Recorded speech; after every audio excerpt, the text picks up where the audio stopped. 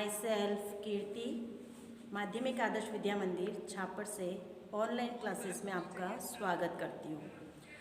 आज हमारा टॉपिक है ब्लड, रक्त, जो एक कॉमन टॉपिक है 6 से 10th तक। रक्त क्या होता है? रक्त एक तरल संयोजी उत्तक है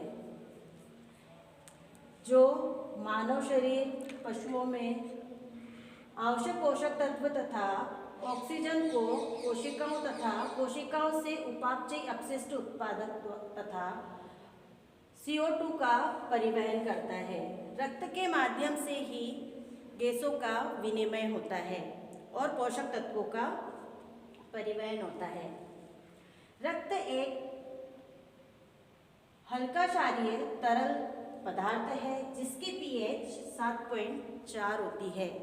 pH का मतलब हुआ कि किसी भी पदार्थ में हाइड्रोजन आयन की सांद्रता, अर्थात पदार्थ हाइड्रोजन आयन की सांद्रता के आधार पर ही अम्लीय और क्षारीय का पता चलता है।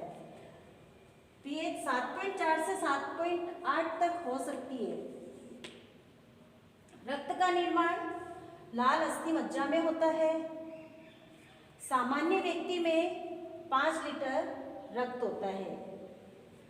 रक्त का यदि हम संघटक देखें तो रक्त 2 भागों में बटा होता है। तरल भाग जो होता है उसे हम प्लाज्मा कहते हैं और जो ठोस भाग होता है वह कर्णिकाओं के रूप में होता है।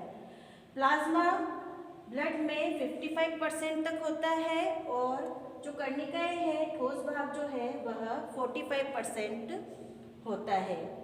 प्लाज्मा में जल तथा कार्बनिक तथा अकार्बनिक पदार्थ होते हैं।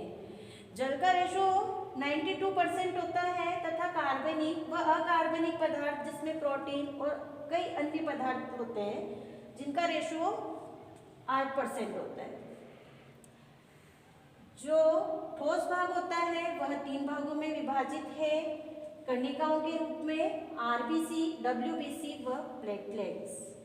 बिंबाणु RBC red blood corpuscles, WBC white blood corpuscles और बिंबाणु जिसे हम प्लेटलेट्स कहते हैं। RBC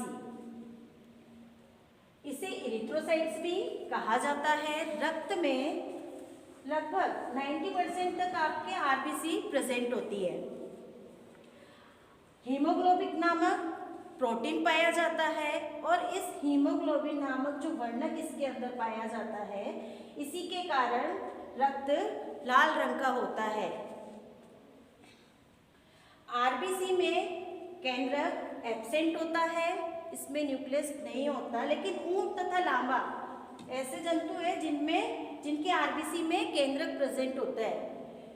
औसत आयु लगभग 120 दिन होती है।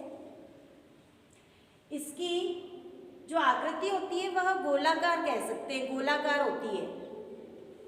WBC व्हाइट ब्लड कार्पल्स अर्थात श्वेत रक्त कणिकाएं जिसे हम ल्यूकोसाइट्स कहते हैं। ल्यूकोसाइट्स, ल्यूको यानी रंगहीन, कोई इसका रंग नहीं होता, इसमें हीमोग्लोबिन नामक वर्णक नहीं होता, इसके कारण यह रंगहीन होती है। यह प्रतिरक्षा प्रदान करती है अर्थात रोगाणुओं से लड़ने की क्षमता प्रदान करती है। हमारे शरीर में रोगाणुओं से लड़ने की क्षमता प्रदान करती है, इसलिए इसे प्रतिरक्षात्मक सैनिक कणिकाएं भी कहते हैं। लाल अस्थि मज्जा में इनका निर्माण होता है। इसमें केंद्रक एब्सेंट होता है, केंद्रक प्रेजेंट होता है।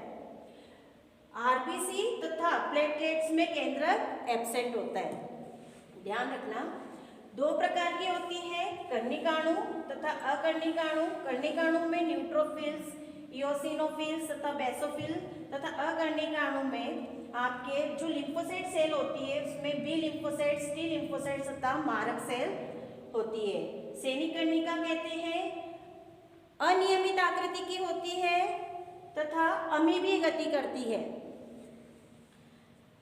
बिंबाणु जिसे प्लेटलेट्स कहा जाता है, थ्रोम्बोसाइट्स भी कहते हैं, इसका जीवन काल 10 दिन का होता है तथा इसमें केंद्रक एब्सेंट होता है।